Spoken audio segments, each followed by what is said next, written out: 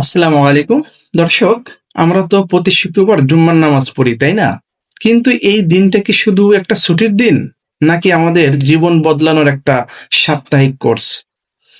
আজ জুম্মার দিনে পাওয়া ৩টি দারুণ শিক্ষার কথা বলবো, যা আপনার পুরো সপ্তাহ বদলে দেবে ইনশাআল্লাহ। প্রথম শিক্ষাটা হলো পরিচ্ছন্নতা। ইসলাম আমাদেরকে শিখিয়েছে জুম্মার দিনে গোসল করা, পরিষ্কার কাপড় পরা আর সুগন্ধি মাখা। এটা শুধু নিয়ম না, এটা আমাদের শেখায় যে একজন বিশ্বাসী মানুষকে সব সময় টিপটপ আর গোছানো থাকতে হয়। আপনার পরিপাটি থাকাটাই আপনার ব্যক্তিত্ব।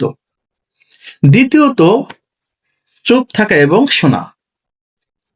খুতবার সময় কথা বলা নিষেধ, এমনকি পাশের জন কথা বললে তাকে চুপ করো বলাটাও বারণ।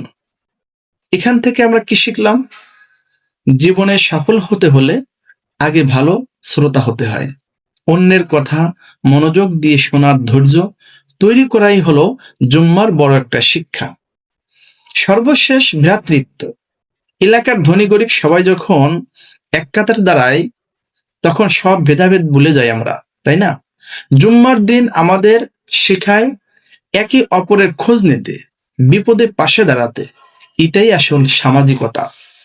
তাই আসুন, জুম্মার দিনটাকে শুধু নিয়ম না মেনে এর শিক্ষাগুলো জীবনে কাজে লাগাই।